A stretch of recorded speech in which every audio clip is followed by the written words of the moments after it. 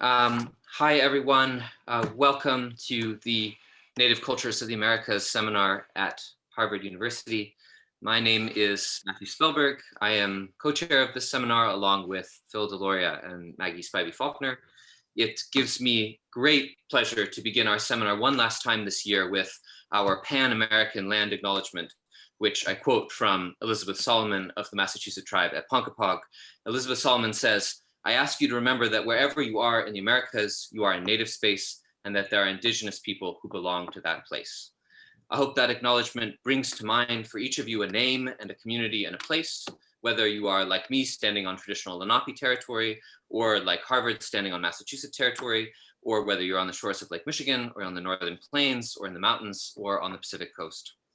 Wherever you are, you might have noticed, as I have, that the birds are getting louder and louder each morning and earlier. They're coming back all over the continent. And that means that we are finally coming to the end of this very unusual and very difficult academic year.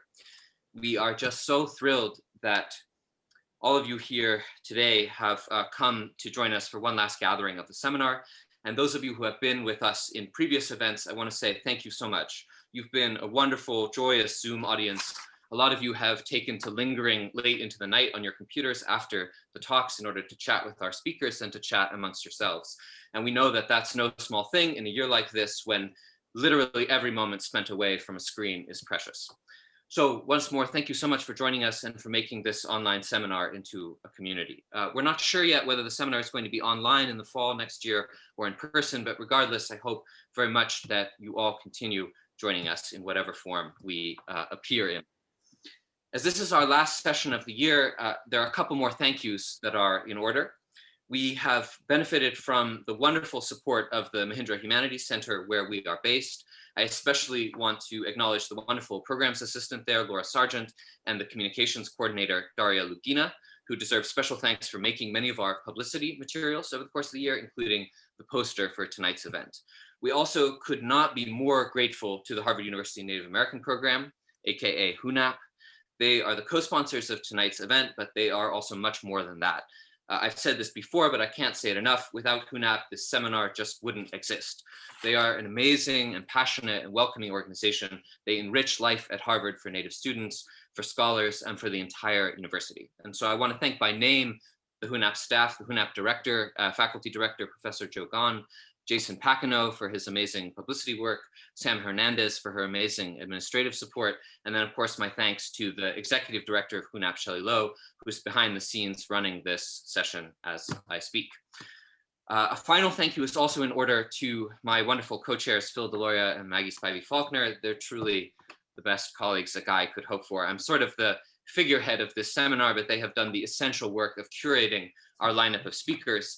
And their generosity, their enthusiasm, and their wonderful scholarship has, I know for a fact, drawn many of you to this seminar over the 3 years that we've been running. Okay, thank yous all around. Now on to the main event. At the Native Culture Seminar, we pride ourselves on our disciplinary reach. We've been thrilled over these last few years to host historians, poets, anthropologists, journalists, archaeologists, and even on one occasion, an archaeobotanist. Tonight, we have another first, a novelist, and in this case, a writer who works by a methodology of dreams and invention. Brandon Hobson is our speaker tonight. He's a wonderful writer and a profound thinker. An enrolled citizen of the Cherokee Nation, he's the author of 4 novels, Deep Ellum, Desolation of Avenues Untold, Where the Dead Sit Talking, which was a finalist for the National Book Award, and his newly released The Removed. He's assistant professor of creative writing at the University of New Mexico and also teaches regularly at the famous and storied Institute of American Indian Arts. His work has appeared in many important journals of fiction like Conjunctions and The Believer. He's the recipient of many awards and prizes, and his books have been listed in many publications as Best Books of the Year and Book of the Month. His novels are sentence by sentence just exquisite. Their larger arcs, meanwhile, are shaped by both a logic of dreaming and also by the consequences of catastrophe, both historical and immediate and personal. He brings into his fiction an incredibly precise, detailed sense of place and time, whether that's Oklahoma or the old seedy music district of Dallas or a foster home deep in the woods. But he also brings to his work love of experimentation, a commitment to the absurd, to the difficult, to enigmas, to deceptions, and to altered states of consciousness. His novel, Deep Ellum, is about a fractured family and a drugged out Texas music scene. His just totally wild novel, Desolation of Avenues Untold, is about a legendary sex tape made by Charlie Chaplin. That one is really amazing. I recommend it. His novel, Where the Dead Sit Talking, traces the intersecting paths of a Cherokee boy named Sequoia and a Kiowa girl named Rosemary as they try to survive the foster care system. And that last novel has in Sequoia an incredible first-person narrative voice that I think of as classic Hobson. It's a child's voice, but a child's voice that's old beyond its years, almost wizened. Some of the themes you'll find in Brandon's books include old souls, precocious children, wounded families, the possibility of reincarnation, the obsessive love of everything having to do with music, like memorizing song lyrics, collecting vinyl, having it out in record stores with crazy old men, all that kind of stuff. And then maybe most importantly, you'll see in his work the often dangerous portals that exist between the waking world and the visionary one. His latest novel, The Removed, adds yet another thread to this weave, and that's Cherokee history and Cherokee mythology, stretching back hundreds of years, but very much alive in dreams, in the woods, or in a nightmare twilight zone that Brandon calls in his work, The Darkening Land. I'm not going to say too much about The Removed in this intro because you'll learn much more about it in a moment from him, but it's a formidable achievement. It's built from many different perspectives. It's told in many different registers. It draws on the high avant-garde and also on oral tradition, on everyday life, and on a kind of prophetic ecstasy. I'm going to leave off here and let Brandon now begin his reading. He's going to read a passage from his book, and then he and I are going to talk a little bit about the book and the larger themes in his writing, and then I'll also be opening up to a general discussion. And so if you have questions that come up during the reading or while we're talking, feel free to put them in the chat, and I'll do my best to bring them up right away and weave them into our conversation. And it may be also that at the end, we'll have some time to talk more directly with Brandon and with one another. So thank you all again for being here. Brandon, especially, thank you so much for being here. Wherever you might be joining us from, please put your hands together and join me for a warm welcome to Brandon Hobson. Thank you, Matthew. Thanks to the Harvard Native Program and Harvard University for having me tonight. Oh, just one correction there. I teach at New Mexico State University. Sorry, apologies. That's okay. It's not a big university in New Mexico is in Albuquerque, but we're in New Mexico State. We're in Las Cruces, so much closer to the border of Mexico down here. And that was a really great introduction, and I'm very humbled and grateful for you, Matthew, and again to be here. So I'm going to read just a short passage from The Removed, and one of the narrators, because there are 4 different narrators in this book, one of the narrators is named Chala, which is a shortened version of the Cherokee word Chalagi, which is Cherokee in Cherokee language. And so Chala is a spirit ancestor to a family. And so I'm gonna I'll just start there. Beloved, regarding my death, I do not understand the reason why I awoke when I did. The soldier had taken my life and your life from us, from our family. We were no longer of this world. I saw only dark red, the color of blood. In death, as we slept beneath the earth with the worms and the cold mud and rocks, hearing the soulful howl of the coyotes and the drumming of our people, as we slept beneath the feet of those who stomped the ground and shook the heavens, I felt your mother's aching. I felt her suffering as if it were my own, a suffering so great I felt my spirit move restlessly in an unfathomable darkness. How long was I dead? Surely not long. I crawled out of the earth like a beast in the night, with necklaces made of bear claws and gold with wet mud and worms matted to my hair, which hung to my chest. I crawled out of the grave and felt as strong and mighty as a horse, even though I knew I had died.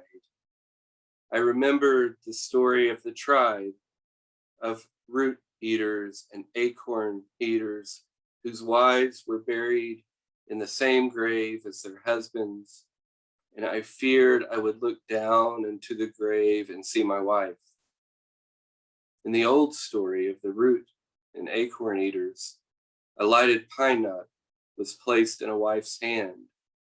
A rope was tied around her body with a bundle of pine knots, and she was lowered into her husband's grave, where she would die after the last pine knot was burned.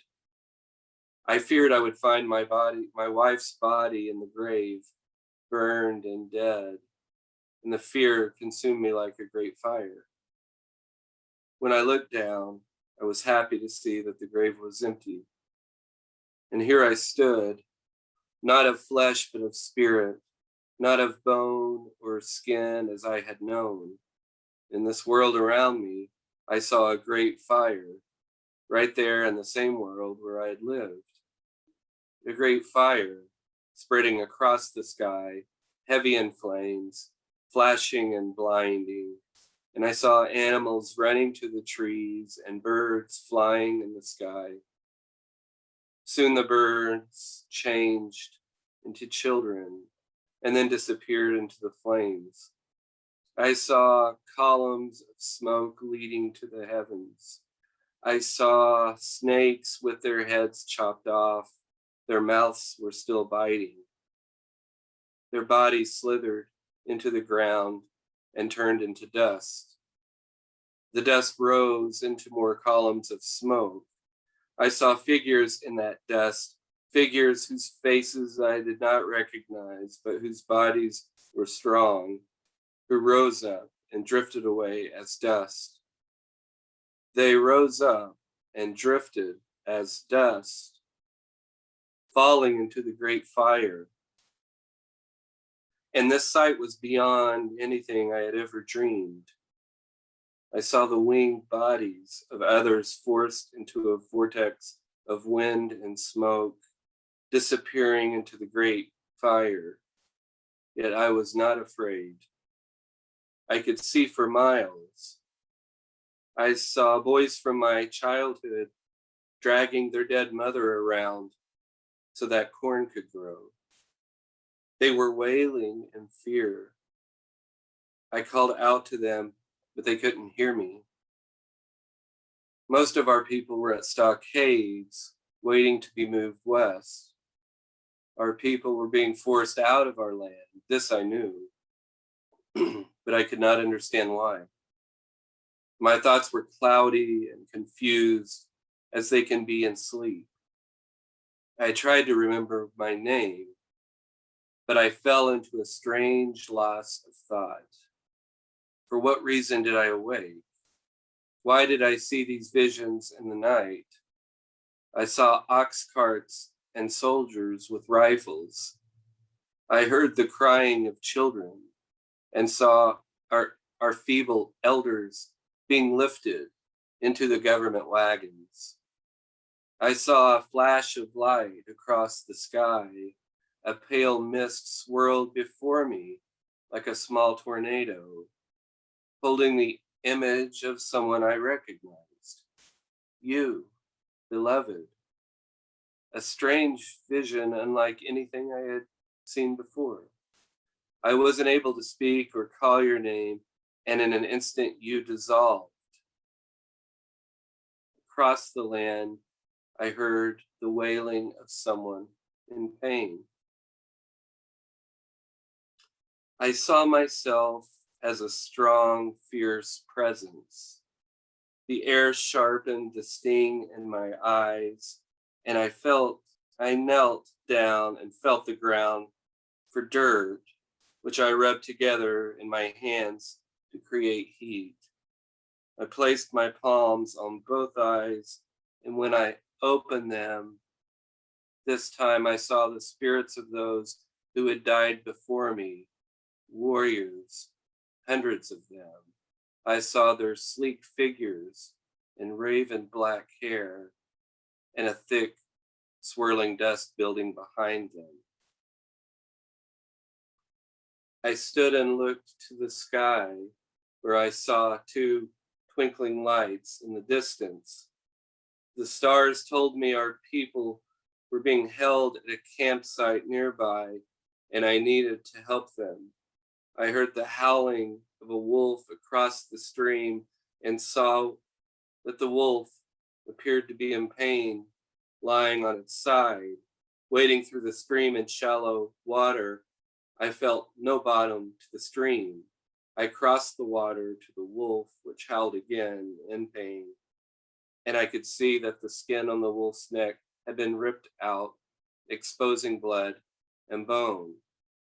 I knelt down and placed my hand on the wound, which made the wolf stop howling. Then the wolf stared at me. His eyes held my gaze.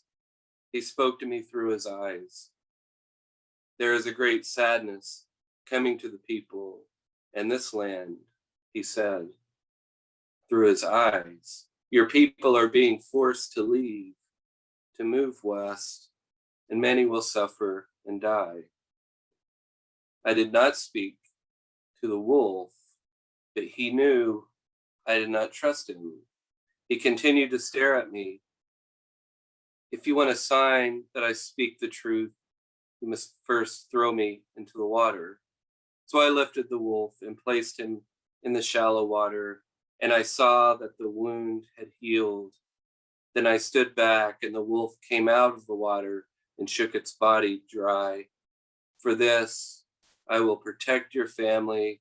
For this, because you are a spirit, you should know that you can transform yourself. The wolf turned and walked away, and I shouted to him, Wolf, how do I change my form?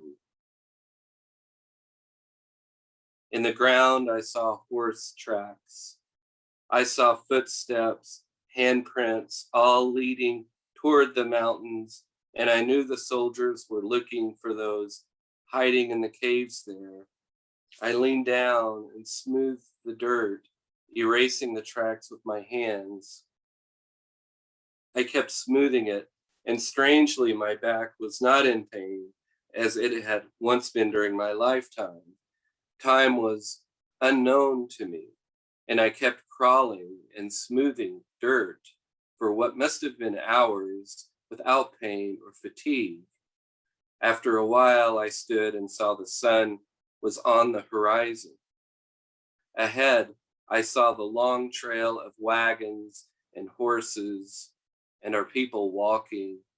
I saw all the guards, the ones who slept with their ugly mouths open and their white bellies uncovered, their jugs empty, their bodies drunk and freckled and light-haired and stinking with sweat and evil.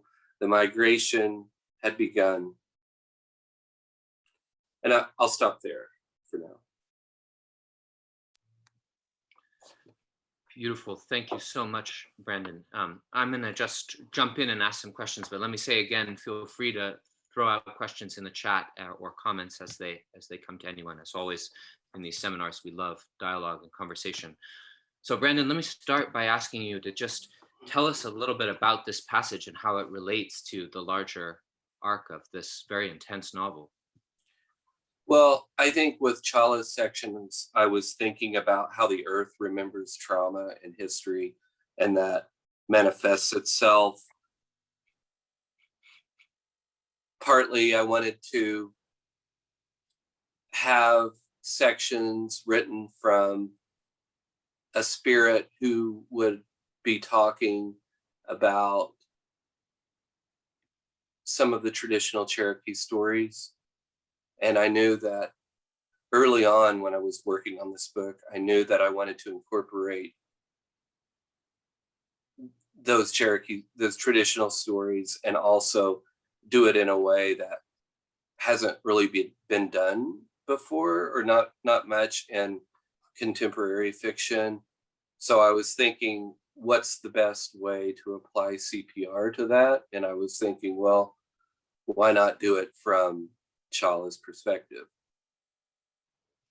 So the idea was, in order to bring this world of Cherokee story into the novel, to create a character in the deep past who could be speaking and transmitting these stories. Is that the idea?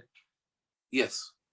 Yeah, yeah, amazing. I wonder if you could just say a little bit more about how Cherokee oral tradition and story came to play such an important role in the novel for you, and what the how exactly you saw that fitting into the rest of the novel, which um, is a story about a contemporary Cherokee family dealing with the death of their beloved son and sibling, and all these characters kind of fracturing in different directions.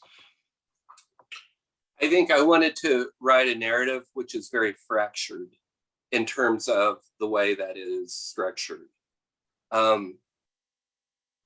When you say fractured, there's a fractured narrative. A lot of people don't like that. I understand, people like just sort of a linear story timeline or linear structure, which I like as well. I mean, I think my last book, Where the Dead Sit Talking, follows a linear timeline and one narrator. But I wanted to do something, I knew that I wanted to do something a little bit more ambitious, isn't the right word, but it may be a little bit more experimental in terms of the narrative. And so I wanted to incorporate some of the traditional Cherokee myths. I wanted to incorporate a spirit speaking to his son after they were executed. Chala, by the way, is based on a real figure who was killed by the US government for refusing to leave the land after Andrew Jackson declared that everybody leave and ordered everybody leave. And so that story is very haunting, but I wanted the spirit of Chala's spirit was inspired by that man. But to go back to the narrative, I wanted to do something that had several different voices, and there are only 4 voices in this, all doing different things, and trying to think of the narrative as like a kaleidoscope that in some ways culminates into a unified structure of separateness, if that makes sense. They're joined together, I hope, by the themes of the novel, but they're all separate. And that is one of the challenges maybe of reading the book, is that we have to, as readers, challenge ourselves a little bit. I do want to talk a little bit about what I think good literature is doing after a while, or whenever, if we can get to that question, and what it's not, what it's maybe not doing, and that I hope that I want to create art that does what I believe very strongly what art is supposed to do. That's what I'm trying to do. Yeah, why don't you tell us, for you, what is it that art is trying to do, and what is your work trying to do? So it's to get people, in some ways, that we're seducing the reader, and we're also manipulating the reader a little bit as writers, as fiction. I don't know if there are any fiction writers here. Chelsea, one of my former students, is here. She's an amazing writer. Chelsea Hicks, native, great. There she is. She's an amazing up and coming fiction writer, native, and all around great person. So what our job is, for those who are interested in fiction writing, I think, is to go back to seduce the reader and manipulate the reader in ways that challenge them to understand what it's like to be in the lives of humans that maybe are experiencing things that we don't normally experience in our lives. And so how do we do that as narrators? How do we do that as writers? And so here are 4 different narrators. I think that that's what good art depicts: a dark world, but it also depicts humanity in ways that does more than just deliver pleasure, right? There are books out there that are beach books, I guess you could call them, right, to lump them into a category. There are books that are very feel-good, just like in other mediums, like in film. There are feel-good films that I would argue are not art, or doing what art is interested in doing. Maybe they make us feel good, maybe they deliver pleasure, but they're not challenging us, and they're not manipulating us. They're not giving us the experience that good literature should do, which is to do that, to give us an experience. And so playing with language, wordplay, fragmenting the narratives, and doing things with structure are all things that I've always been interested in, which is why there's a lot of repetition. I get asked the question about, particularly on this novel, there's a lot of repetition in language. And part of that is to, like, for example, Edgar's section is to show, I use a lot of repetition. The red foul is used, foul over and over on one page. I obviously do that on purpose, but the reason for that is to show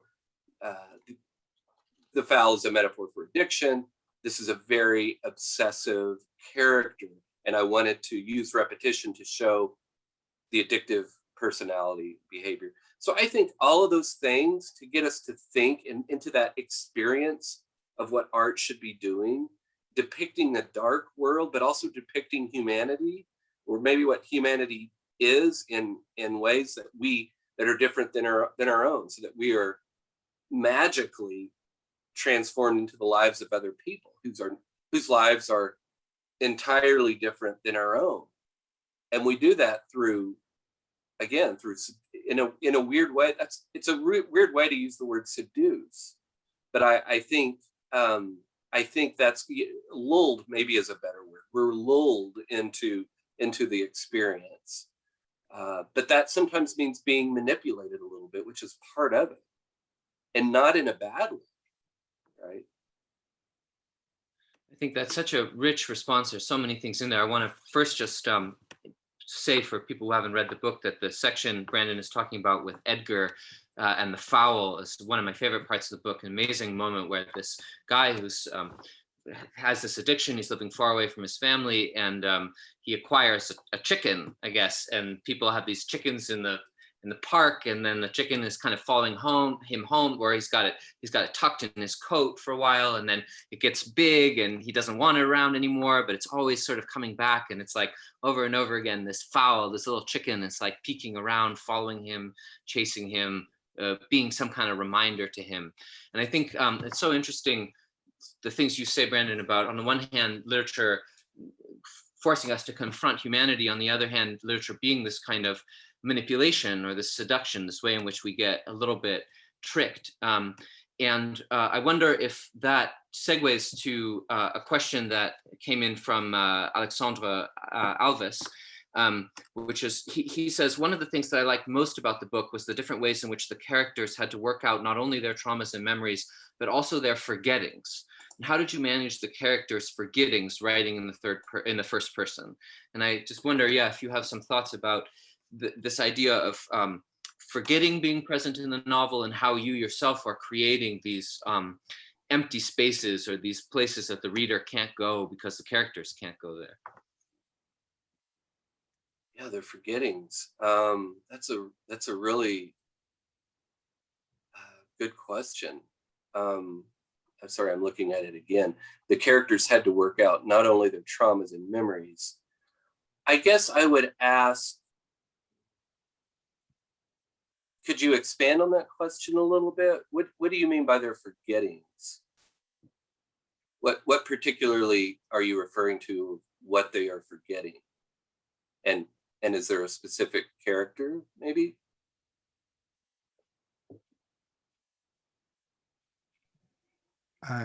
Could I talk? I'm sorry. Yeah, please go ahead. Please do. Yeah, please. Yes. Hi, everyone. I'm sorry. I was thinking about the different kinds of forgetting, like the Alzheimer and the traumas, because when I was reading your book, I remember Paul Ricoeur, a French philosopher who was thinking about the relation between memories and forgettings. And I got curious about how is to write in first person characters with this kind of balance, you know? Yeah, yeah. I assume I guess it raises the question of reliability of the characters. If I'm writing from one of the reasons I didn't write from Ernest's point of view in first person was because I thought he would be too unreliable.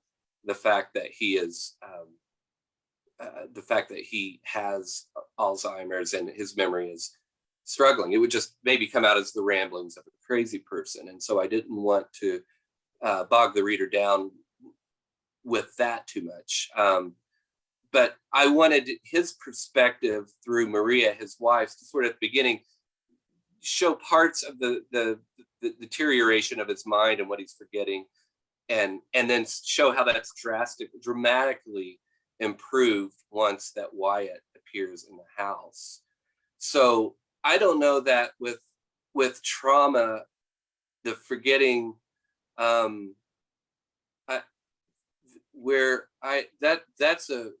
that's a conversation that would be a really long. I was thinking more about memory, I guess, than I was about what is forgotten. I guess in terms of how do you write about, one of the questions that I started with, right? Because Chekhov said fiction should always explore questions.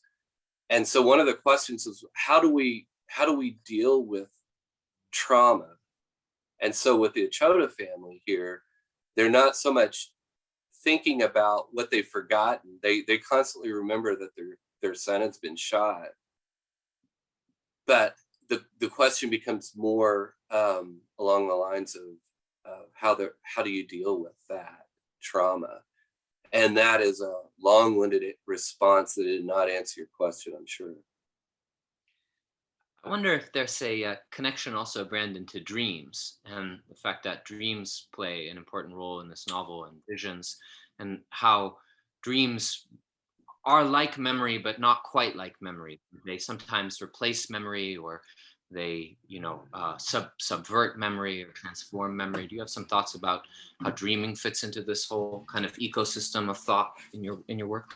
Yeah, I think because there's so much imagery rooted in this. I think in this novel, and I write in terms of images. I feel like, and in other words, scenes always begin with images for me, and so dreams are very for me. My dreams are very vivid, and I often will talk about them and describe them to either my wife or my kids, and talk about them in great detail because there's something that I want to uncover with every image in my dream. And part of that comes across, I think, in my work. So with dreams, the Matthew and I were talking about this before. So much of in writing workshops and what you hear in creative writing workshops is don't write about dreams, right? And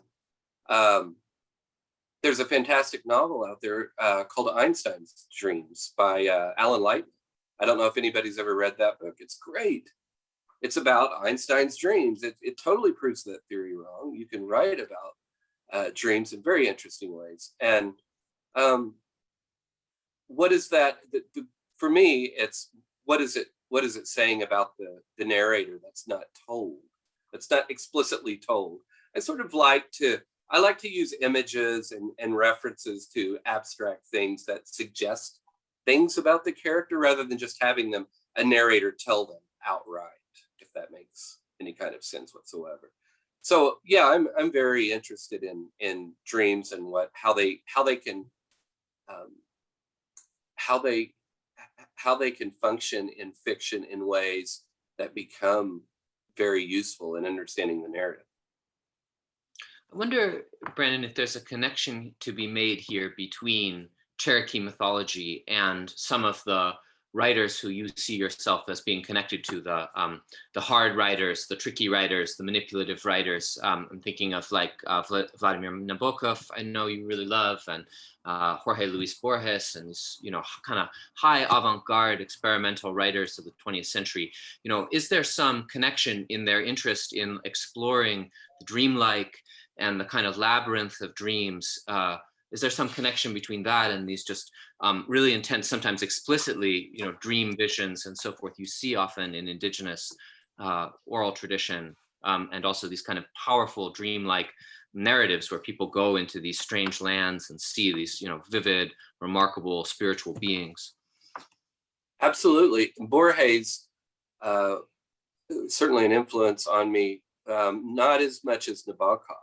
I think Nabokov is probably a huge influence on me. And those are two writers who have really helped me get into that experience that I'm talking about, that I feel like good art, good literature is really doing, and challenging me, where I feel manipulated. I feel like it's an experience. And that has been a way for me to think about my own writing and what I've wanted to do for since I started when I was 20 or whenever. So Nabokov often uses the unreliable narrator, and whether it's in Panine or Lolita, Pale Fire, which is amazing, but we're talking about someone like Nabokov. You're talking about, I think he exists on this level of genius, right? That's just, writing novels in English and to do that kind of thing, and not his first language. It's, just bewildering to me. And so I really favor the avant-garde stuff that I started reading back in the 90s, and finding those writers who were manipulating texts and doing more experimental stuff. And to go back to the if we want to go back to, the 80s, people like Kathy Acker, who sadly passed away from breast cancer very young, but was doing a lot of really sort of punk stuff, I think, in the 80s, and William T. Vollmann and David Foster Wallace, and then to go back even to the 70s and 60s with people like Robert Coover, and what he was doing with narrative and irony and the fairy tale, rewriting the fairy tale, and even before that. So Nabokov in the 50s. So those are the books, I say, and that influenced me the most. In terms of the native fiction, though, and let me talk about the native writers, because Leslie Silko is a huge influence on me. Her book, she has a very big book, novel, Almanac of the Dead, that's really, really fantastic. I know that her book Ceremony gets taught a lot, mostly in colleges. Ceremony is a great book, but Almanac of the Dead is better, I think. I prefer Almanac of the Dead over Ceremony. So that's one. So Silko. But in terms of my style, Momaday is probably the biggest influence on my style of writing. And I got to meet in Scott Momaday once. A friend of mine was a waiter at a restaurant in Oklahoma City, and this is the late 90s. And I was sitting at the bar waiting for him to get off work, and he came over and said, "In Scott Momaday's eating dinner over there." This was like at 11 o'clock or something on a Friday or Saturday night, and so it was pretty empty. and I looked over and he was eating. So I went over and introduced myself. He was super, super nice, very friendly smile, and was just happy, enjoying dinner by himself. So I didn't want to bother him. But it was a great thrill for me to be able to meet him. I don't even remember what the original question was that you asked. Now that I'm sort of off on I've digressed into so many different areas. I feel like, what was the? Borges. Yeah. But okay, yeah, the original, yeah, Borges and Nabokov, and yeah, I've named several people. I think there. Yeah, well, and you've given us a lot to work with. Just as you were describing Mamade and your meeting with him, I was thinking, how is it when you do these, when you sort of prepare yourself to write these really intense passages? Like, for instance, in this novel, there is this kind of recurring kind of underworld called the Darkening Land. That is a kind of, also, if I understand correctly, a term you take from Cherokee mythology, but you do your own thing with it. I mean, you turn it into this sort of crazy world where there's like this sort of scary, racist, anti-Indian video game that's going on, and there's these huge firestorms, and there's this kind of slightly mystical, slightly Borgesian record store where there's all these kind of LPs, and maybe like the ghost of Jerry Garcia is hanging around on like the other side of the street, and all this kind of stuff. So you really enter into this kind of dreamlike world, and this character Edgar has entered into this world, it seems, because of an overdose or a suicide attempt. And I just was wondering, when you enter into a world like that, how do you prepare yourself? Do you read other writers? Do you what is the process of entering into that kind of fugue state almost? That's a great question. I'm glad you asked that, because the darkening land is from the traditional stories. Really just kind of mentioned, there's no like major, really intricate description of the darkening lands, but they're mentioned, and often a place where souls go until justice is served. And I do read. That Edgar section was really fun, because I got to think, okay, I can be as surreal and strange as I want with this. And it ended up being a lot like where we're living now, right? Not just in terms of the description, but I was thinking about in terms of the way that people are acting. And I wanted to do something particularly racist racism against natives. So I wanted to write about this video game that's being discussed and in production by these guys, which involves actual shooting of Indians. And and just the other day, somebody tweeted at me that there is a video game that's out there. I forgot what it's called. I couldn't believe it. They said, I read your book, and I thought of this, how there's an actual video game. I don't know, because I don't play video games, but they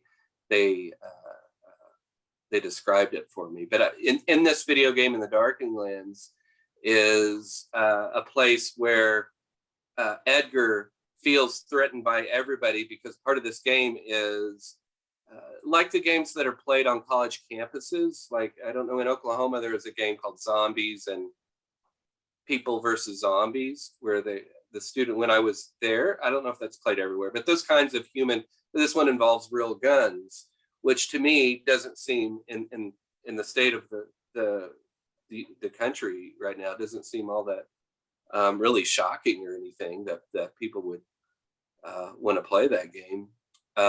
And so I wanted it to be, I wanted it to be surreal. I reread Tadeusz Konwicki's A Dream Book for Our Time, which Konwicki is a Polish writer. And that book is very, very quickly, that book was just about a guy who wakes out of a coma and ends into this sort of really strange land as he comes out of the coma. It's very, very surreal. book.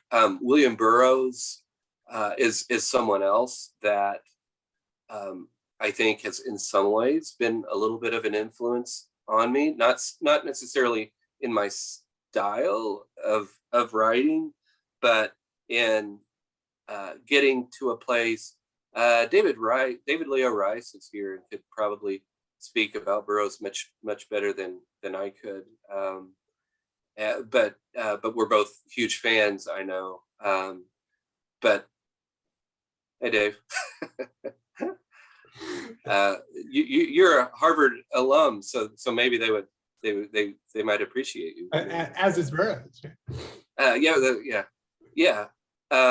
So, but yeah, I was thinking about this being an influence in terms of the surreal, and entering into the surreal in a way that doesn't necessarily feel like the writer. Burroughs doesn't make you.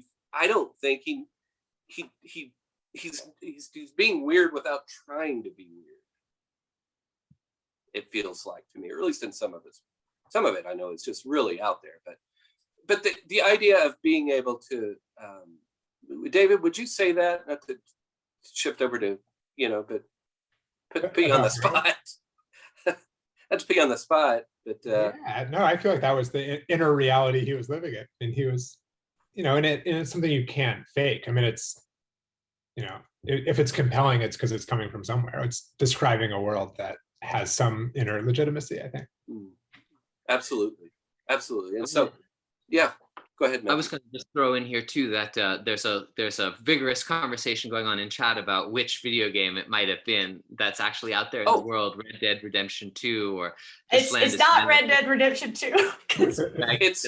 My husband's playing it right now, and we had a whole discussion about how they make it where you can't kill indigenous people in the game, and we're trying to figure out if you can in the first one. Well, I don't know that it's you are a chief, right? I don't know if it's a different game where you're an actual chief. That must be a different game completely then, because you're a cowboy in Red Dead Redemption. Yeah. Okay. So this land is my land. That's it. This land is my land. Yeah, it's with no native creators or input or writers, and they are defending it to the grave. Unfortunately, I thought they had that figured out, like Assassin's Creed 3. Well, anyway, sorry, I'm not trying to derail this. Yeah. Well, I want to ask, is there something that we can? Is there some sense we can make of this land is my land and things like that? I mean, if this just insane, I mean, is there nothing we can learn from things of just insane violence like that? Or can we somehow understand something about politics and history from, the existence of these gruesome, manipulative fantasies? And, does literature, does literature and politics, do they, and the kind of dream state, do they intersect with this kind of world of mass culture, images of Indians being killed in video games or movies, or or do they constitute a resistance to that? I guess maybe I'm asking how do you think, Brandon, about the political side of what you're doing? Well, I wanted to write some. I'm interested in pop culture, right? I don't know anything about. I don't play video games anymore, but my son does. But it's usually just NBA 2K or whatever. But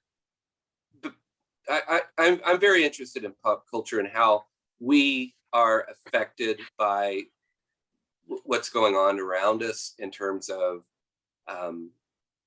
games, in terms of film, and so I think I was thinking of what a strange idea this is, because surely nobody would actually come up with a game, and yet here it is, and here we are. The difference is, I mean, again, that this game in my book has real guns, which, and you can go to many states in the middle of the country and certainly find. I've been around guns my whole life. I've never owned one, and I won't ever own one, but I've been around them my whole life. In fact, people carrying them on them when I've been in the car with them or whatever. But the idea of taking it, pushing it, I'm sort of just trying to push the boundary a little bit, that rather than going out and just sort of shooting at target practice, they're shooting at Indians. So that absurdity and that surreal idea, which maybe isn't that surreal, but came out of it. It also came out, and I do want to say this is very important. The violence against natives was really a big part of this book. And so going back to the American Indian movement, which started in the 70s by Dennis Banks, he has Ojibwe Warrior is his book. If you're interested in the American Indian movement, read Dennis Banks' book. It's a fantastic, and how he started the American Indian movement, which came out of Minneapolis because of police violence against natives, not just Native men, but Native women, the violence against by police. And here we are in 2021, and you know, there's still a lot of sort of obviously police violence going on, but the shootings that are specifically against natives and Native teenagers is what I was thinking about, which was the basis for this book. So the violence has gone back to the American Indian movement from the 1970s, but it's also 200 years earlier from the violence against natives. And I knew I just wanted to do something with that in this novel. And so that was kind of the starting point. There's an actual family that in Oklahoma that I was thinking about too, the Good Blanket family with the Cheyenne and Arapaho. But they had a son who was shot by a police officer in his house, and basically that these stories aren't getting national. I'm glad that, and not to take away from the police violence and shootings that's happening right now. I'm not trying to take away from that at all, but I do want to acknowledge that it's out there and has been out there for a really long time. That was sort of the starting place. So I wasn't really interested in talking about the violence as much as the grieving afterwards with this family. And with Edgar being in the Darkening Land, there's the constant threat every time he leaves the rotting house where Jackson is living. Jackson Andrews is living. He leaves the rotting house, and there's constant threat of being shot. And little kids like, you know, bam, bam, pow, pow, right? And so there's that constant feeling of, am I going to die when I walk out down the street? And I also wanted to do things with color in this novel, and the lack of color, particularly in the Darkening Land, because it's so desolate and dry and dead, until the very end when Chala appears and the trail opens up to cherry blossoms, and that being really the only color in those sections. So I was interested in doing things with color as well.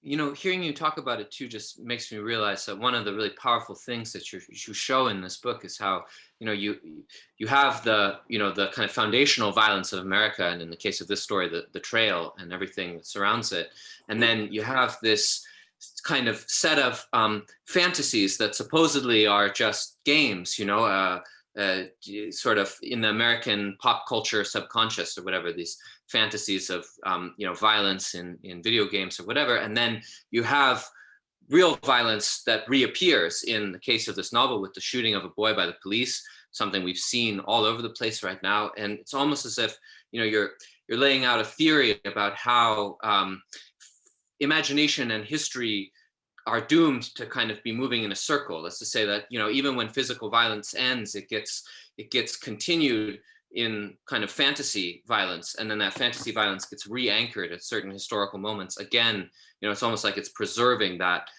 the potential for physical violence and racism and cruelty, and then it appears again. And I think maybe one of the really powerful and beautiful things about your book is you kind of expose that process, how that works, how, you know, even in moments, or, you know, in cultural moments when there's not explicit violence against Native people, for instance, there is something brewing in the imagination of the, you know, of the culture that, you know, at any moment could become, physically directly violent if you're not careful, if we're not vigilant. It's well, and this book was obviously written before last year's police shootings and COVID, but I think we can all understand the fear of being exposed to something that might destroy us, right? And that's a terrifying fear. It's interesting that you say circular, because in the beginning, when I was writing this, I had that sort of jolt of excitement that we get as fiction writers, that I wanted to do something circular with the narrative, and experimental, which may be a little bit too Finnegan's Wake, right? It's too James Joyce to think, I'm going to too gimmicky or something. But I wanted to do something circular, and to where by the end we're sort of right back where we began. I'm James Joyce was much smarter than I am, so he can do that. And I really struggled trying to come up with that structure, and overall also I let my editor kind of talk me down from that a little bit. But part of the book was so all over the place. I think that the way that I write is my editor really helped me. Okay, this book really takes place over 1 week, and I was like, yeah, I think that's probably about right. I don't know, but so she, to kind of ground the reader, she said, okay, well, so this needs to be, because it ends on September 6th, which is the signing of the Constitution for the Cherokee Nation. Start on the 1st and go through the 2nd, 3rd, at least to give some sort of grounding for the reader. My book, Desolation of Avenues Untold, has absolutely no grounding whatsoever. It's very experimental, and there are newspaper clippings, and there are all these different, conversations, and so I didn't want time, because of playing with the past, like I'm doing here. In that, I was thinking about Charlie Chaplin and this mysterious videotape that is floating around desolate Texas. So I guess that I don't know if that makes any sense. I like the idea that you mentioned circular narrative, because that's what I was thinking about. Nabokov, by the way, there's a great story called The Circle Nabokov has that ends where it begins, right? It sounds gimmicky, I know, but. Well, and I was actually just going to point to a very moving comment that came in a little bit earlier in the conversation when you were talking about this Cherokee ancestor figure in her novel Chala. Nina Litton writes, "What could be more important as a narrator than the spirit of a man who would not leave the land? This brings a timelessness." And I do think that maybe, there is also a hope in circularity. Your this novel and also your previous novel are both really concerned with reincarnation, and the question of people coming back and returning, and that offers a kind of renewal, even at the same time that sometimes it means we're damned to repeat history. Well, the renewal and rebirth, things being reborn, and especially nature and the earth, and that the earth is itself a character in some ways, because the earth remembers history, the earth remembers and feels trauma, and in this book, through certain events, I tried to draw attention to the way that the earth was reacting to what was going on. In Sonia's sections, she's a woman.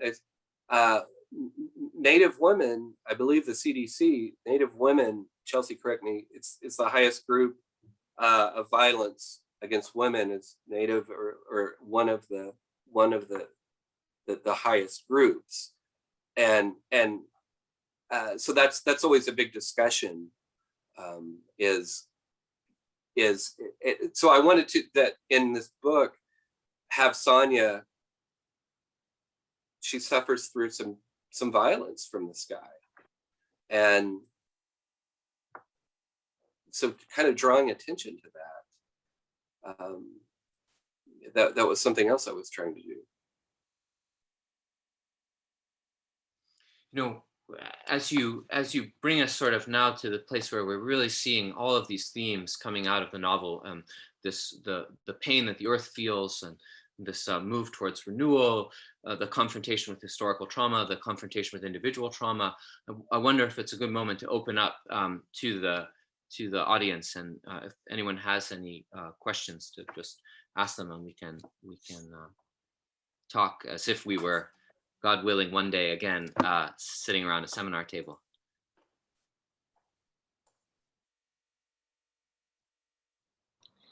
I had a question, and I'll post into the chat a link to the CDC facts about Thank you. violence against women. But I was just wondering about architecture in the book, in terms of how far you wrote in before you might have, hit an initial pause or wall with events and sequencing, and kind of what you did when it came to that point. And then if you don't feel like or know how to answer that, I had a different question that could be just, what do you see as methods for writing dreams besides, dialogue and the frame story? Because the way that Chala's chapter is with, I guess it's like a dream sequence, but I thought it was more like realism, and it strikes me that you're writing about dreams as like, it's more alternate world than it is, I don't know. Like, Yeah, no. I just love to hear you talk about dreams. Maybe architecture. Well, the spirit world and versus natural world, right? I think is a lot in this book. To go back to the book I mentioned earlier, Einstein's Dreams by Alan Lightman, I think follows a really close structure that Invisible Cities follows. I'm pretty sure. It's been a while since I've taught that. Invisible Cities, but that might be, Chelsea, that might be a book that you might want to, have you read Calvino's Invisible Cities? Maybe read that and read Einstein's Dreams, and look at how they're structured. That might help you where you're sort of getting away from the kind of traditional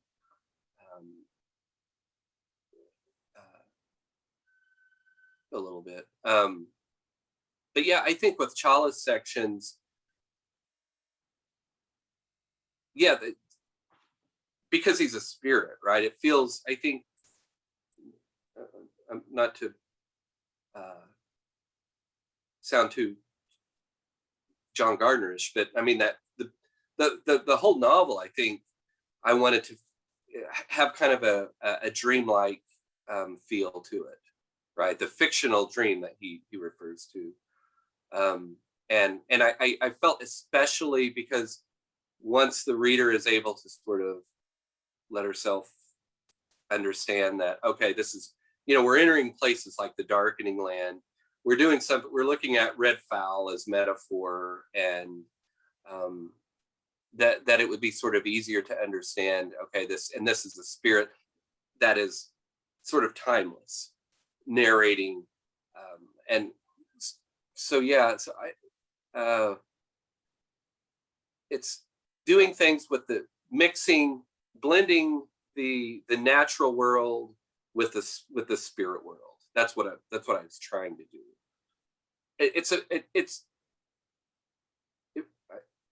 The book could probably be twice as long as it is, honestly. And at one point it was longer, and we scaled a lot of it back. And I had a lot more of Chala telling a lot more of the traditional stories in there as well. And at some point I just sort of listened to my editor, because she was like, oh, you're just kind of really putting it on heavy here. And the reader might get sort of exhausted after, 50 pages of this in a row, right? And so I don't know. We all make decisions as we write.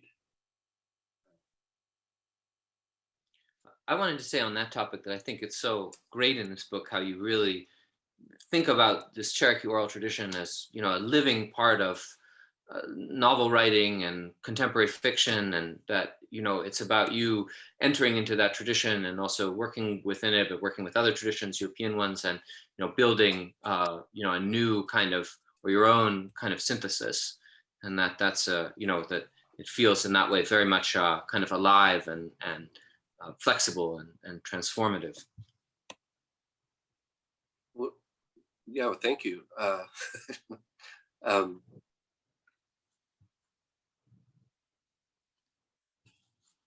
Was there another question? Yeah, that was just it. That was just laying on some love. But is there? Oh, thank you. Yeah, thank you for that.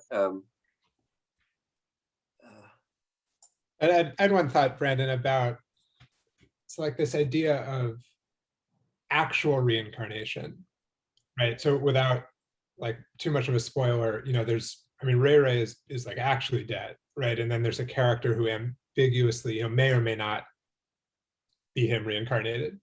But then compared to that, there's the moment that you were talking about before of Edgar leaving the Darkening Land and sort of coming back to life, coming back to the light, so to speak. So it's like that moment.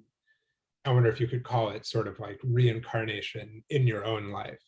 Like if traditions, can't, maybe they can entirely die and come back, but it's like, I feel like the book is more about traditions not totally dying, finding a way to be reincarnated before they entirely die.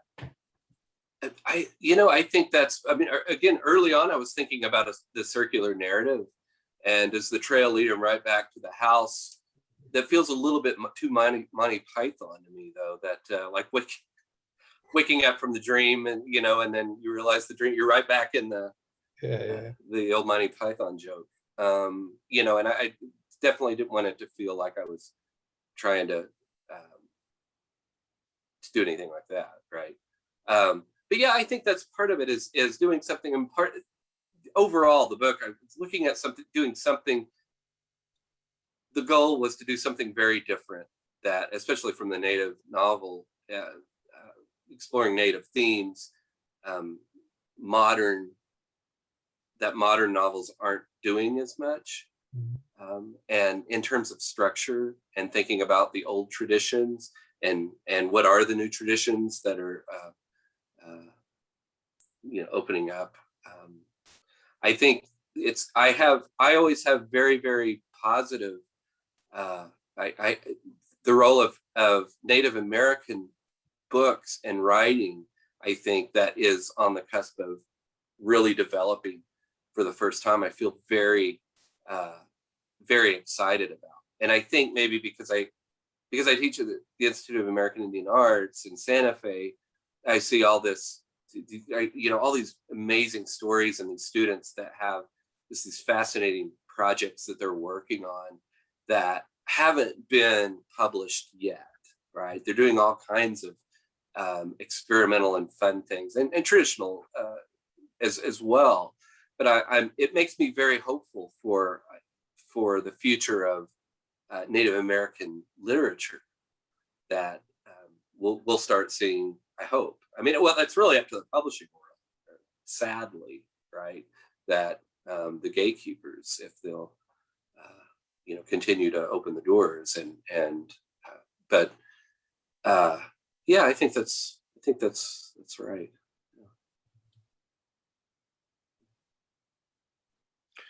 Well, we're coming up on our time here, so I want to ask if there are any last questions out from the floor. And if not, I have just one more to throw at you, Brandon. I have to ask you about music, because the other thing that's just so distinctive and just beautiful in your books is like this amazing attention to music, and particularly to the history of jazz and acid rock and the whole world of like music connoisseurship. Like you have many characters in your novels who are like fascinated by record collections and like alphabetizing records and memorizing song lyrics and taking out the booklets from the cassettes, and just all this amazing attention to the canon of music. And when you and I were talking the other day, you were saying how much you had been hearing kind of like the music of Ornette Coleman in your head. in certain scenes in this book of free jazz. And I just wondered, like, if you could say something general about music in your life and work, and also maybe about, music and the form of writing, or the poetry of writing, improvisation, or the sound of the voice, the sound of instruments, the way something like Ornette Coleman's free jazz might play a role in building up a style. Yeah, I don't know if it's like this for you, but anytime I listen to a wide variety of music all the time, and different music. Murakami talks about this also. How I think he listens to a lot of jazz, but the way that music creates these images in our mind, and affects music affects us physically, right? Because whether we, our bodies, we get this spinal chill or something from certain music for some reason, but it's usually attached to an image. And I think that whenever I listen to various songs, whether they're instrumental, I think especially instrumental, puts me in this weird but fun, exciting state of mind where I just can exist in my imagination, and especially if I'm at the gym, if I'm walking on the treadmill or something, I feel like I can just really go there. But the obsessive, a lot of this, so the scene Ornette Coleman I was thinking about is listening to how free jazz sounds so chaotic often, because it's hard for me to hear a specific rhythm, and it just feels like it's just things are coming at you at all different. I'm not a jazz musician, so I don't know, but it feels like this scene in the book when Edgar's girlfriend catches him with a pipe, and she's like, I'm leaving, the hell with you, and walks out, and there's all this sort of loud jazz music playing. That scene came to me from listening to Ornette Coleman. I thought, well, I could just sort of see I knew it would be somewhere in the novel. At some point it became clear. It's like, okay, this has got to be when Desiree leaves Edgar, and it's this loud, chaotic jazz playing, and Ornette Coleman, the live Ornette Coleman album that I was listening to, live in New York, or I can't remember the title anyway, but that and then some of the more obsessive stuff I really get. I have a brother who's very, very music obsessive, and even when he was a kid, he would make long lists of songs and albums, and he would go and just constantly. He actually lives in Massachusetts now, and he's still very if I get a text from him, it's never it's never, all his texts are always music related. His son chose he's going to Northwestern in Boston, or Northeastern, I think, right?